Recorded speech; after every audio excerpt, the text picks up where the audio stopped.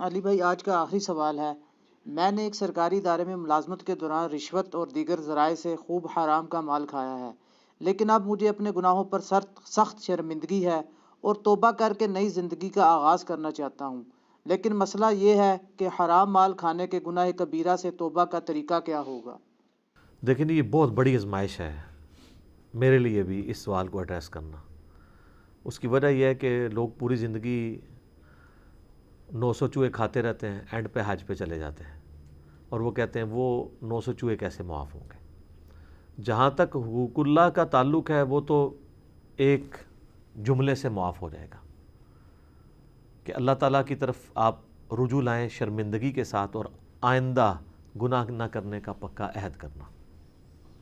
حقوق العباد کا معاملہ بہت ٹف ہے، اور یہ جو مسئلہ پوچھ رہے ہیں یہ حقوق العباد کا ہے، یہ حقوق اللہ کا نہیں ہے۔ اور یہ بھی یاد رکھیے گا کہ اسلام میں ہر گناہ کی توبہ کا طریقہ دوسرے سے مختلف ہے۔ چوری کی توبہ یہ نہیں ہے کہ آپ نے جس کا مال چرایا اس کے ہاتھ میں جا کے مال رکھ دیں تو توبہ قبول ہوگی۔ یہ صرف اس وقت تک ہے جب تک وہ اپنا کیس لے کے جوڈیشری میں نہ جائے۔ ایک بندے کا مال چوری ہوا، ابھی اس نے جوڈیشری میں اپنا کیس نہیں لے کے گیا، تھانے میں کوئی رپورٹ نہیں کروائی، آپ کو رات کو شرمندگی ہوئی، آپ جا کے چور کا مال واپس کرتے، چور جو ہے وہ جا کے جس کا چوری کیا واپس کرتے۔ لیکن ونس کیس رپورٹ ہو گیا، لوگوں کو پتہ چل گیا، عدالت تک بات پہنچ گئی، اب آپ لاکھ کہیں مجھ سے 10 گنا بھی لے لو لیکن مجھے سزا نہ ہو، نہیں، اب جو ہے اسلامی حدود لگے گی کہ آپ کا ہاتھ کاٹا جائے گا، جو سورۃ المائدہ کے اندر ہے۔ ہاتھ کٹوائے بغیر آپ کی توبہ قبول نہیں ہے۔ اس طریقے سے قتل کی توبہ کا بھی ایک طریقہ قرآن میں ہے۔ قتل کی توبہ تو آپ کو ڈبل کرنی پڑتی ہے، اس اعتبار سے کہ اللہ کی طرف توبہ کرتے وقت اس کی پلنٹی بھی دینی پڑتی ہے کہ ایک غلام آزاد کریں گے۔ غلام نہیں آزاد کر سکتے تو 60 جو ہے وہ آپ مسکینوں کو کھانا کھلائیں گے، یہ 60 مسلسل روزے رکھیں گے، یہ اللہ کا حق پورا کریں گے۔ اور مقتول کا حق یہ ہوگا کہ اگر وہ بلڈ منی ڈیمانڈ کرتا ہے یعنی دیت، تو 100 اونٹ کے برابر، یعنی آج کی آپ سمجھ لیں 2 سے 2.5 کروڑ روپیہ بنتا ہے اگر آپ 1.5-2 لاکھ کا بھی ایک اونٹ لگائیں، یا بہت بھی کر لیں تو 1 لاکھ کا تو لگتا ہے 1 کروڑ تو بن ہی جائے گا۔ ابو داؤد میں حدیث ہے کہ 100 اونٹ دیت ہے بلڈ منی دیں گے، اور وہ بھی اس صورت میں اگر وہ ایگری کرے، اور اگر وہ کہے کہ میں قتل کے بدلے میں قتل کرواؤں گا، تو پھر آپ جب تک قتل نہیں ہوتے نا قتل کے بدلے میں، آپ کی توبہ اس حوالے سے قبول نہیں ہوگی جب کیس جوڈیشری کے اندر آ جاتا ہے اور آپ پکڑے جاتے ہیں۔ تو اب یہ حرام مال والا جو مسئلہ ہے یہ بہت کریٹیکل ہے۔ اس میں اگر کوئی یعنی ایک سرکاری ادارے میں XYZ کوئی بھی ادارہ ہو سکتا ہے، اس کے اندر ملازمت اختیار کی ہوئی ہے، چاہے جائز کام کرنے کے لیے چاہے ناجائز کام کرنے کے لیے، دونوں صورتوں میں اگر وہ کسی سے رشوت لیتا ہے تو ظاہر ہے وہ حرام کا مال کھا رہا ہے، کیونکہ وہ اس پوسٹ پہ جو بیٹھا ہے اس کام کرنے کی آلریڈی وہ تنخواہ لے رہا ہے۔ اب ایکسٹرا جو پیسے لے گا وہ حرام ہوں گے۔ بخاری اور مسلم دونوں میں حدیث ہے کہ نبی علیہ السلام نے عاملین زکوٰۃ مقرر کیے ہوئے تھے جو جا کے زکوٰۃ کلیکٹ کرتے تھے لوگوں سے، بھیڑ بکریوں کی زکوٰۃ۔ اب جب لوگوں سے وہ کلیکٹ کرتے تھے تو لوگ ان کو بیت المال کے لیے زکوٰۃ کی بھیڑ بکریاں بھی دیتے تھے، ساتھ ایک آدھ بکری کسی کو گفٹ دے دی۔ اب جب وہ آ کے نبی علیہ السلام کے پاس بیت المال میں زکوٰۃ جمع کرواتے تھے تو کہتے تھے یہ تو وہ ہے جو ہم نے زکوٰۃ کلیکٹ کیا اور یہ مجھے گفٹ ملا ہے۔ تو نبی علیہ السلام فرماتے تھے کہ جاؤ اپنے ماں باپ کی گود میں جا کے بیٹھو، میں دیکھتا ہوں تمہیں وہاں پہ کون گفٹ دیتا ہے، تمہیں اس پوسٹ کی وجہ سے گفٹ ملا ہے، یہ بھی بیت المال میں آئے گا۔ یہ ایک جنرل حدیث ہے جو سب کو کور کرتی ہے کہ جس شخص کو سرکاری پوسٹ کی وجہ سے کوئی گفٹ بھی ملا ہے وہ حکومت کے خزانے میں جمع کروائے گا، کیونکہ اگر وہ اس پوسٹ پہ نہ ہوتا اس کو کوئی گفٹ نہ دیتا۔ اگر کوئی فوڈ انسپیکٹر نہ ہو تو کس نے اس کے گھر جا کے جو ہے وہ اتنے کلو مرغی اور اتنے کلو قیمہ جا کے دینا ہے؟ ہمیں تو نہیں کوئی آ کے دیتا، دیو بھی نہ میرا کو لے کے پہنچ جاؤ میرے گھر۔ ویسے میں کہہ رہا ہوں کہ اس پوسٹ کی وجہ سے دے رہے ہیں نا، یا علماء کو جو مل رہا ہے ان کی پوسٹ کی وجہ سے مل رہا ہوتا ہے نا۔ تو اس طرح کے گفٹ اگرچہ عاملین زکوٰۃ کی تنخواہ درست ہے، وہ قرآن میں سورہ توبہ کی آیت نمبر 60 میں 8 مصرف آئے ہیں زکوٰۃ کن کن کاموں میں لگ سکتی ہے، اس میں سے ایک مصرف یہ ہے کہ جو زکوٰۃ کو کلیکٹ کرنے والے سرکاری ملازمین ہیں ان کی تنخواہ بھی۔ اس لیے ہمارے ٹیکسز کا جو پیسہ ہے اس سے فوج کی، ایجنسیز کی، اور اسی طریقے سے جو باقی حکومتی عہدیدار ہیں ان کی تنخواہیں جاتی ہیں. اب وہ اپنا کام کرنے کا ایکسٹرا پیسہ لوگوں سے لینا شروع کر دیں. جس طرح کسی زمانے میں ہمیں یاد ہے کہ شناختی کارڈ جب یہ نادرہ نہیں تھی, اللہ بھلا کرے پاکستان میں ایک ادارہ ایسا ہے جس پہ ہم فخر کر سکتے ہیں پرسنلی. انہوں نے آ کے کم از کم کسی ایک کام کو تو سٹریم لائن کیا ہے نا. آپ پاکستان میں کسی جگہ ان کی آؤٹ لیٹ کے اوپر چلے جائیں تو آرگنائز طریقہ ہے. نادرہ جب تک نہیں تھی نا, اور آپ کو اپنے تھانے کچہریوں سے شناختی کارڈ وہ ہاتھ کا لکھا ہوا, ہمارا تو پرانا وہی تھا 19 آپ سمجھ لیں آلموسٹ 98-99 کے اندر ہم نے جا کے وہ بنوایا تھا. تو اس شناختی کارڈ کو بنوانے کے لیے یا آپ کو اپنے صوبے کا ڈومیسائل نکلوانے کے لیے اپنے جائز حق کے لیے رشوت دینی پڑتی تھی.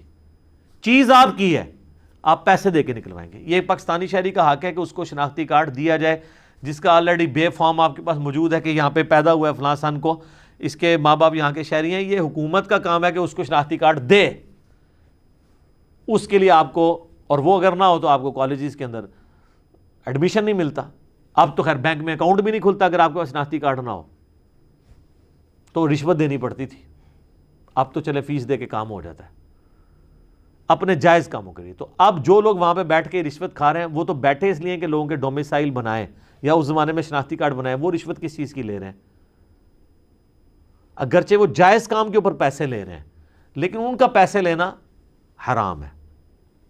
یہ جو حدیث ہے نا, یہ صحیح حدیث ہے کہ رشوت دینے والا اور لینے والا دونوں جہنمی ہے. یہ اس صورت میں جب جو دونوں رضا کے ساتھ یہ کام کریں. جو مجبور بندہ ہے نا کہ جس نے اپنا حق لینا ہے اور اس کو مجبوراً رشوت دینی پڑتی ہے, پھر صرف لینے والا دوست کی ہے, رشوت دینے والا دوست کی نہیں ہوگا. اس کے گناہ کا وبال بھی وہی اٹھائے گا کیونکہ اس نے تو اپنا کام لینا ہے. اس کے پاس تو سنوائی کوئی نہیں ہے, کہاں جائے وہ, کس کے ساتھ جا کے وہ سر پھاڑے اور لڑے جا کے. تو اس طرح کے سارے کاموں میں لوگ رشوتیں لیتے ہیں. اسی طریقے سے آپ پولیس میں خدا نخواستہ آپ کو کبھی کوئی کام پڑ جائے تو آپ کو یعنی اپنے جائز ڈاکومنٹس نکلوانے کے لیے وہاں پہ رشوت دینی پڑ جاتی ہے. اللہ ماشاءاللہ لوگ اچھے لوگ بھی موجود ہیں. بلکہ آج کل یہ جو ایزی پیسہ آپ نے کسی کے اکاؤنٹ میں پیسے بھجوانے, اس کے تو 1 روپیہ بھی نہیں لگتا. تو بعض جو ہے وہ داؤ لگاتے ہیں, اس میں بھی 10 روپے لے لیتے ہیں, حالانکہ وہ جس نے ویٹ ڈرا کرنے ہوتے ہیں اس نے پیسے دینے ہوتے ہیں. تو جس کا جو داؤ لگتا ہے وہ جہاں پہ بیٹھا ہوا ہے, صرف سرکاری ملازم نہیں باقی لوگ بھی یہی کام کر رہے ہیں. تو اب اس طریقے سے جو حرام پوری زندگی کھایا, آخری عمر میں آ کے جناب بلڈ پریشر, شوگر, دل کی بیماریاں, بچے نہیں پڑھ لکھ سکے, بیوی کے اوپر فالج ہو گیا. اب جب یہ چیزیں ان کے سامنے آتی ہیں نا, پھر ان کو اب آخرت یاد آتی ہے کہ یار دنیا بھی at the end of the day ہم نے برباد کر لی, ابھی آخرت میں تو حساب باقی ہے. اور یہ بھی وہ جس کے اندر غیرت کی کوئی رتی ہو. یہ میں آپ کو پریکٹیکلی بتا رہا ہوں کہ میرے ساتھ ایسے لوگ ملے ہیں جنہوں نے لاکھوں اپنی زندگی میں کھایا ہے اور کئی لاکھ اس سے زیادہ اپنے علاج کے اوپر خرچ کیا ہے, تب بھی شفا نہیں ملی. یہ ایک ایسا معاملہ جو دنیا میں اللہ برابر کر دیتا ہے, اور اگر نہ بھی کرے تو آخرت کی مصیبتیں تو ابھی باقی ہیں نا جی. پھر وہ کہتا ہے جی اب توبہ کرنا چاہتے ہیں, کیا کریں, یاد ہی نہیں کس کس کا کھایا ہے, کہاں سے بندوں کو ڈھونڈیں, ان کو واپس کریں. تو یہ ظاہر ہے کہ مشکل ایک کام ہو جائے گا. اور پھر بندے بھی ڈھونڈ لیں تو کھایا اتنا ہے کہ وہ کیسے واپس کریں, کھا کے وہ کر چکے ہیں. تو پھر تو میرے بھائی پھر معاف ہی کروانا پڑے گا. دنیا میں نہیں ہوگا تو آخرت میں تو پھر بڑے عجیب و غریب طریقے سے معاف ہونا ہے. وہ صحیح مسلم میں حدیث ہے کہ دنیا میں کسی نے کسی کا حق دبایا تھا, کسی کو ناجائز مارا تھا, یا کسی کو دھمکی دی تھی, یا کسی کے ساتھ مار پیٹ والا معاملہ کیا تھا, گالی گلوچ والا معاملہ کیا تھا, تو وہ لوگ حق لینے کے لیے اللہ کی بارگاہ میں آئیں گے اور انسان پہاڑوں نیکیوں کے ساتھ اللہ کی بارگاہ میں ہوگا. ایک بندہ آئے گا, وہ کہے گا جی میرے ساتھ اس نے یہ کیا تھا, تو اللہ کہے گا آج تو اس کے پاس کچھ نہیں دینے کو, تو آج کی کرنسی تو ہے نیکیاں, تم اس کی اتنی نیکیاں لے جاؤ. کرتے کرتے اس کی ساری نیکیاں ختم ہو جائیں گی. ابھی بھی لوگ باقی ہوں گے جنہوں نے حق لینا ہوگا. اب وہ کہیں گے اللہ نیکیاں تو ختم ہوگی. اللہ کہے گا اب پھر یہ ہے کہ تمہارے گناہ اس کے کھاتے میں ڈالتا ہوں, تمہارے گناہ کم کرنے. وہ لوگ جنت میں چلے جائیں گے جو مظلومین ہوں گے, اور جو حاجی نوازی صاحب ہیں ان کو اوندھا منہ کر کے دوزخ میں ڈال دیا جائے گا. یہ سر صحیح مسلم ہے, یہ کہانی شریف نہیں ہے. یہ بہت سینسٹیو ایشو ہے. اس طریقے سے بعض لوگوں کا سورس آف انکم ہوتا ہی 100% حرام ہے, جیسے جنید جمشید صاحب کے ساتھ ہوا تھا. آپ کو پتہ ہے نا جب انہوں نے اپنی لائف بدلی ہے تو ان کے لیے مصیبت کھڑی ہو گئی تھی. میں تو سارا کمائی جتنی اس کا ڈومیننٹ پورشن ہے وہ تو میں نے یعنی گانوں کے ذریعے ہی کیا ہے. تو وہ خود بتاتے ہیں تقی عثمانی صاحب کے پاس گئے کہ سر کوئی اس کا حل نکالیں. ویسے فقہ حنفی والے تو ایکسپرٹ ہیں حق نکالنے میں, حل کوئی نہ کوئی نکال لیں گے. بال انہوں نے اپنی جگہ ایک اجتہاد کیا, یہ اجتہاد ہی ہے ظاہر ہے, اس کے اوپر ہم دلیل تو ہمارے پاس کوئی نہیں ہے.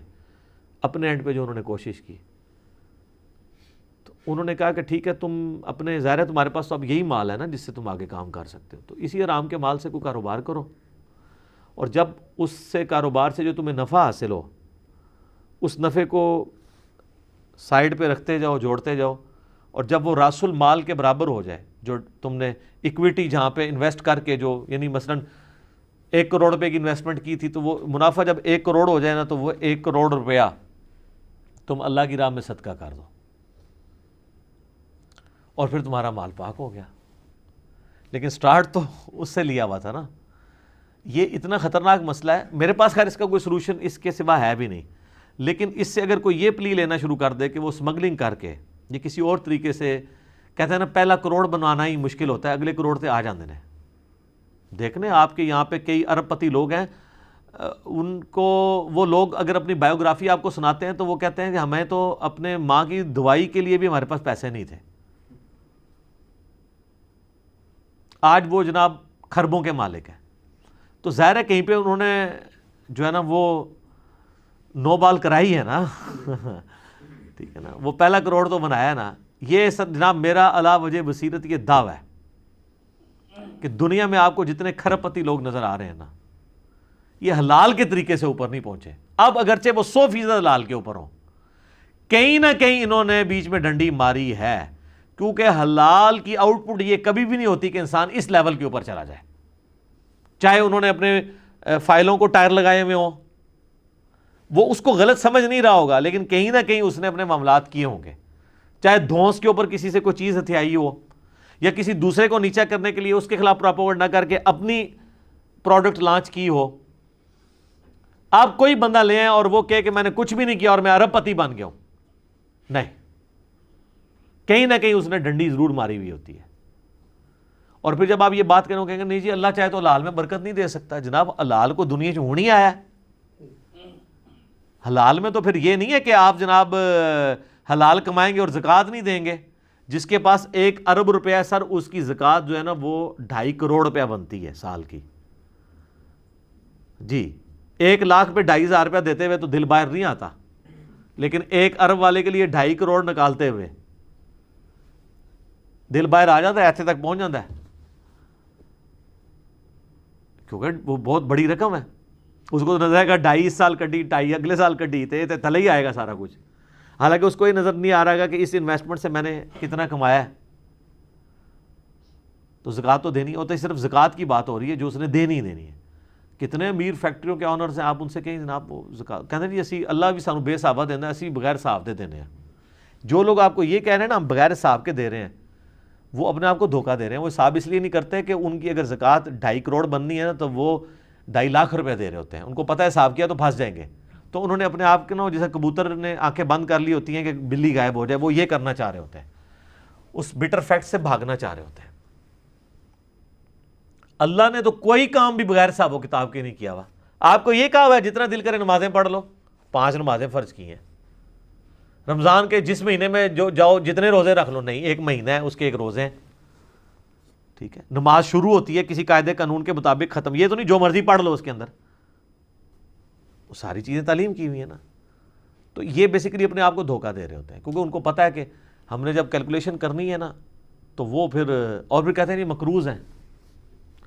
جناب دنیا میں جتنے کروڑ پتی لوگ ہیں مقروض ہی ہیں, کیونکہ انہوں نے اگر ایکویٹی جو ہے وہ 10 کروڑ لگائی ہوئی ہے تو ڈیٹ 15 کروڑ اٹھایا ہوا ہے, یعنی راس المال ان کا 10 کروڑ ہے تو ادھار جو ہے انہوں نے 15 کروڑ اٹھایا ہوا ہے, 25 کروڑ کی انویسٹمنٹ ہے. تو وہ کہتے ہیں نہیں ہم تو مقروض ہیں, ہم پہ تو زکوٰۃ بنتی نہیں ہے, ٹھیک ہے نا جی. ان سے پوچھیں نہیں کتنے مقروض, کہتے ہیں 15 کروڑ کے مقروض ہیں. تو انویسٹمنٹ کتنی ہے, وہ کہتے ہیں نہیں 10 کروڑ کی. تو کہتے ہیں آپ نکالیں 15 میں سے 10 تو 5 کروڑ تو ہم نے دینا ہے. حساب کرنا ہی بھول جاتے ہیں. جناب انویسٹمنٹ 10 کروڑ کی نہیں ہے, 25 کروڑ کی ہے. 25 کروڑ میں سے آپ نے 15 کروڑ نکالنا ہے اپنے ادھار والا, تو 10 کروڑ کی آپ نے زکات دینی ہے, کیونکہ انویسٹمنٹ انہوں نے راس المال اپنی اکویٹی 10 کروڑ لگائی, 15 کروڑ اٹھایا ڈیٹ ادھار, ٹوٹل کتنا ہو گیا 25, تو 25 کروڑ میں سے 15 کروڑ مائنس ہوگا نا, چھڑے اپنے 10 میں سے ہی 15 نکال دیں گے, الٹا پھر آپ کو اللہ سے مانگنے پڑ دیں گے. ظاہر ہے کہ یا اللہ تم انہوں کچھ دے, میں نے زکات نہیں دینی.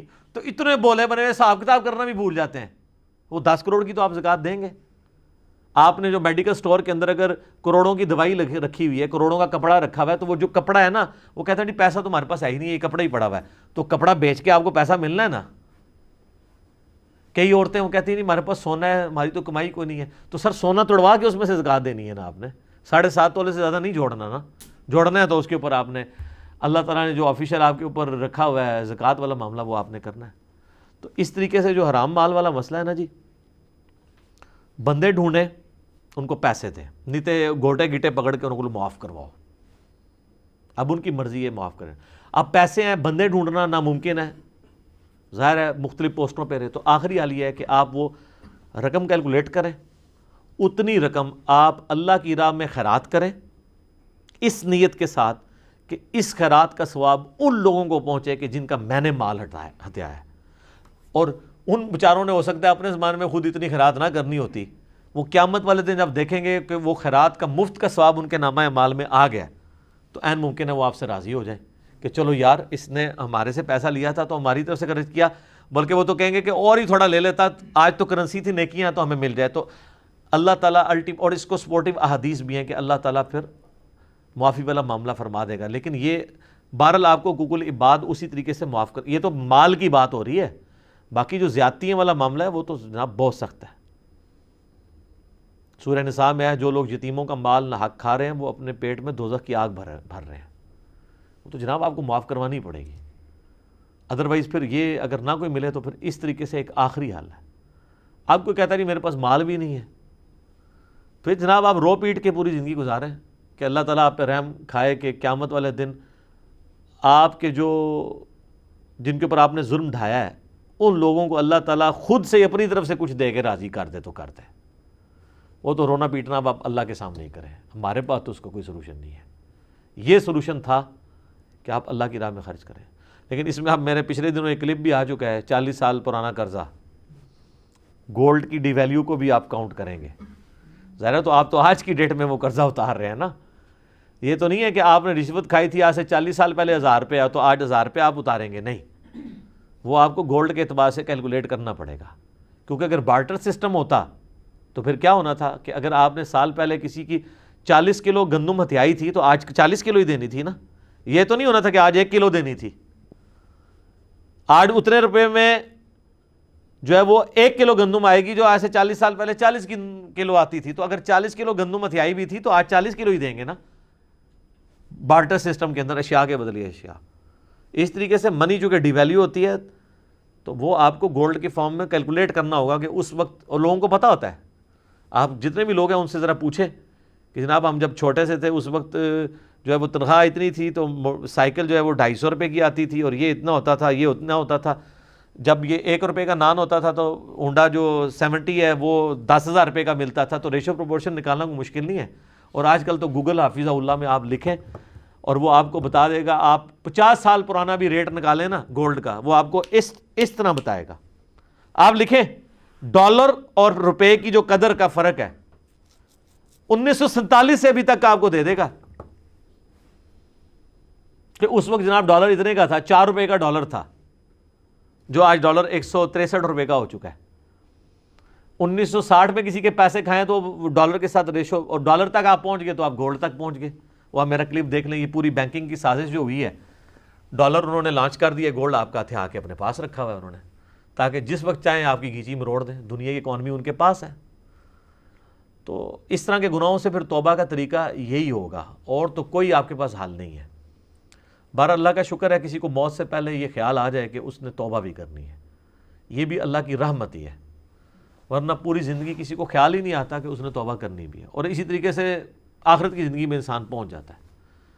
دیکھیں جنید جمشید صاحب نے جب یہ اپنی لائف چھوڑی تھی تو ان کے ساتھ اور لوگ بھی تو تھے نا.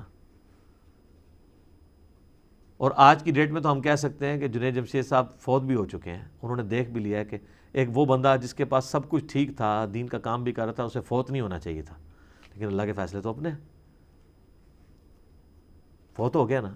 فوت ہونے کے بعد بھی کتنے لوگوں نے عبرت پکڑی ہے, اکا دکا نے پکڑی ہے. ابرار الحق نے بعد میں داڑھی رکھ لی ہے, کافی غمگین ہوا, اور کچھ لوگ ہیں, لیکن میجارٹی لوگ تو اسی طریقے سے ہی چل رہے ہیں ویسے ہی. ایئر کریش کا سننے کے بعد ایٹ لیسٹ جو ایئر کریش میں 2-4 بندے بچ جاتے ہیں وہی توبہ کر لیں, یہ جن کے مر گئے تھے وہ مرنے کے بعد توبہ کر لیں.